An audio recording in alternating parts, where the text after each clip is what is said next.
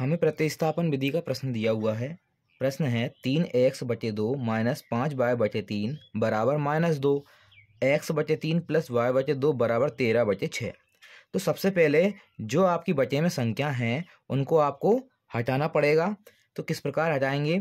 पहले हम 2 और 3 का एलसीएम लेते हैं। कितना आता है? ये आता है आपके पास 6। 2 और 3 का एलसीएम आता है आपके पास 6। आपको करना है 2 का भाग करना है 6 में, तो 2 3 6, जो 3 आया उसका गुणा आपको इसमें कर देना है। तो ये हो जाएगा आपका 9x माइनस, फिर यहाँ आपको करना है 3 से 6 में भाग, तो कितना आ जाएगा? ये आ जाएगा आपके पास 3 दूनी 6, 2 आ गए और 2 का गुणा आपको 5 में कर देना है। तो 5 दूनी कितने हो गए? ये हो जाएंगे आपके पास 10y बराबर। फिर इसके नीचे आपके पास कुछ नहीं है, मतलब क्या है? 1 है।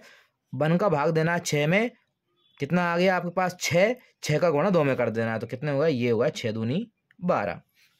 इसी प्रकार आपको इसका करना है 3 और 2 और 6 का एलसीएम कितना आया? 6। यह करते हैं हम 3 का भाग 6 में, तो 3 दूनी 6, 2 का गुणा हम x में करेंगे तो 2x हो जाएंगे। फिर आपके पास आया है 2 का भाग देंगे 6 में, कितना आया?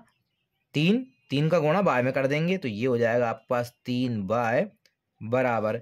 6 का भाग करेंगे 6 में, कितना आया? 1, और 1 का गुणा 13 में कर देंगे, तो ये आपके पास हो जाएगा 13। तो ये हमारे समीकरण बन गए। समीकरण नंबर 1 दे देते हैं इसको समीकरण नंबर 2 दे देते हैं। अब आपको समीकरण हम 2 से लेते हैं। समीकरण 2 से यहाँ आपको x या फिर y की वैल्यू लेना है, जो कि आपको समीकरण नंबर 1 में रखना है। तो हम x की वैल्यू निकाल लेते हैं यहाँ से। तो क्या निकल के आएगी x की वैल्यू? 3y, ये 13 के माइनस में आ जाएंगे, और जो 2y जो 2 हैं वो आपके गुणा में है, तो ये आपके बटे में चले जाएंगे।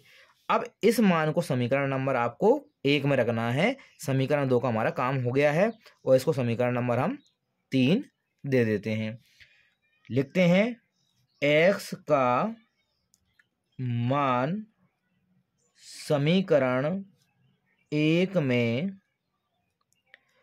रखने पर रखते हैं। यह आपका हो जाएगा 9, x की जगह रखना है आपको 13 माइनस 3y/2, फिर आपका है माइनस का 10y बराबर -12।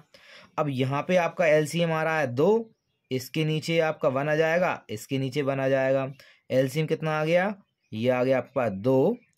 अब आपको क्या करना है? 2 का भाग देना है 2 में, ये आपका 1 आ गया, और 1 का गुणा 9 में कर देना है, तो 9 एकम 9, और इसका गुणा आपको पूरे कोष्टक में करना है। तो 9 13 में 117, और 9 का गुणा 3 में किया, 9 3 27 बाय माइनस 1 का भाग देंगे 2 में, कितना आया? 2, और 2 का गुणा कर देना 10 में, ये हो जाएंगे आपके पास 20 बाय बराबर 1 का भाग देना है 2 में, और 2 का गुणा जो आया, तो 2 का गुणा कर देना 12 में, तो 12 दूनी ये हो जाएंगे -24।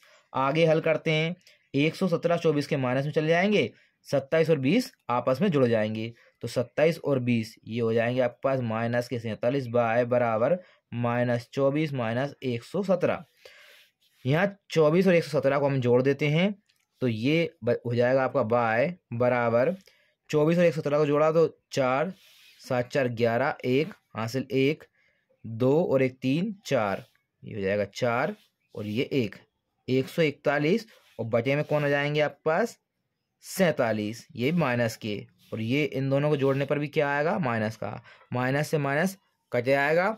हम इसको काटते हैं, कितना आ जाएगा आपका? 7 दूनी 24, 7 21, ये आपका 3 बार में 141 आ जाएगा। तो हम इसको काट देते हैं, तो कितना आ गया बाय का मान? बाय का मान आपके पास 3 आ गया। अब जो मान आया है इसको समीकरण नंबर आपको 3 में रखना है, क्योंकि हमने 1 से भी ले लिया है, 1 से मान रख लिया है। लिखते हैं y का मान समीकरण 3 में रखने पर रखते हैं। समीकरण नंबर 3 में मान x बराबर 13 माइनस 3 गुणा y का मान कितना है 3 बटे 2। हल करते हैं 13 माइनस 3 तिया 9 बटे 2। 13 में से 9 गए, हमारे बचते हैं 4 बटे 2। 2 से हमने 4 को काट दिया, तो जो x का मान आया वो आ गया आपके पास 2। लिखते हैं अतः x बराबर 2 कोमा y बराबर 3। ये आपके आंसर प्राप्त हो चुके हैं।